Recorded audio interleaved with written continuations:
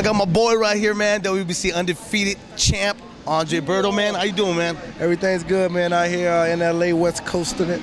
So, now you came out here representing with Donnell Livingston. Check him out. Yeah, I've been out here, doing some business out here. I got a place out here too. So I heard Donnell was fighting. I haven't spoke to him or seen him ever since the amateurs, ever since the Olympic trial situation. So I wanted to come out here and support him and surprise him, man. He did his thing tonight. Well, Donnell represents the West Coast. What you think, man, about his night? Tonight's debut. Yeah, he did good, man. He did good. He was excited. He was excited, and he went in there to prove a point tonight. He did a good job, and he looked sharp. Now, does it kind of take you back when you did your pro debut? I mean, the jittery, getting in there a little too quick and then settling down? Yeah, definitely, man. Just the fact of getting in there and just getting that first taste of that pro scene, you get a little too excited. But he settled down really quickly, and he went to business, so it was good stuff for him. All right, let's get down to some business, man. We got the Shane Mosley. He loses. He wasn't able to pull the trigger after the second round. Had all the Mayweather fans and a stop at a heartbeat, okay? As soon as that was done, on Twitter, all the Berto fans came out of the woodworks and they were saying, yo, what's up? What are you thinking about this? Everybody. I mean, I was just scratching my head, Shane Mosley, he basically showed his age a little bit. He couldn't really pull the trigger after the second round. He had Mayweather out, it looks like, in the second round, but he couldn't really pull the trigger after that. Floyd adapted like always and looked sharp, then finished up the show. It just made me feel like if I would have been there with Mosley, I would have, I probably would have stopped it, to be realistic, because I would have brought that pace, I would have brought the energy, I would have brought that power to the table. It just opened up a lot more doors for me. At the same time, I opened up a lot of eyes for a lot of people. Just knowing that, I'm like one of the young stars in the division. Then every time I'm in the ring, I'm going to pull the trigger regardless. It's always going to be exciting. So, I'm looking forward to it. It's going to be a big year. Well, let me ask you this. When you say, because, some Mayweather fans are going to jump on that real quick. You know how the fight game is. The fans are. They're going to be like, well, that's kind of disrespecting Pretty Boy. After the masterpiece, they're going to say, like, what are you trying to say? He couldn't do it? No. So that's why you're saying you could do it now? I just know how I am. And Floyd, I'm real good friends with Floyd. Floyd is he's a scientist in there. He's going to pick you apart all day. Me, I have a little bit more of a different type of approach. Me, I'm going to be aggressive, and I'm going to try to, I'm going to try my best to use my power and speed, like to finish a guy, quickly. And that might be my downfall, to a point, but that's just me.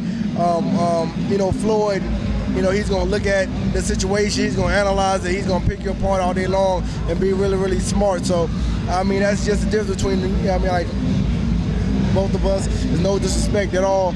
I think Floyd's a tremendous athlete. I definitely look up to him, and I'm just trying to be in the position where he is now. Shane Mosley, obviously, man, is a warrior, legend in the ring. Got to give him all the respect of what he's done. Definitely. But let me ask you this. Does it still make an interesting fight for you to get back in the ring with him? Due to the fact that Floyd really honestly has different agendas. Manny Pacquiao's out there, still out in the word. There's some talk he may jump up to 160 to face Sergio Martinez now. So Shane Mosley, is he still worthy, in your opinion, to put up some work and give him a paycheck? Of course. Shane Mosley, he's a future Hall of Famer. He's a great fighter, and I don't think that people should disgrade him at all, with him fighting another great fighter, just last week. Two Hall of Famers, and, they did their thing. So, I believe Mosley, with anybody else in the ring, he can still look tremendous. He can still, just show why he's the best. So I think that'll still be a good fight. I want to talk to you about a good friend of mine, man. Guys, pound for pound best at 140. They call him the Desert Storm out of Palm Springs, man.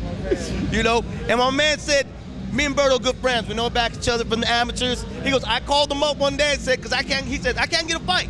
So I called my man up and said, yo, how about a fight between you and him? Yeah, he did call me. Me and Tim were really good friends. I fought him twice in the amateurs already. And I know he's just a tremendous, competitor. And he called me up about the situation. And as everybody knows, I'm signed to HBO.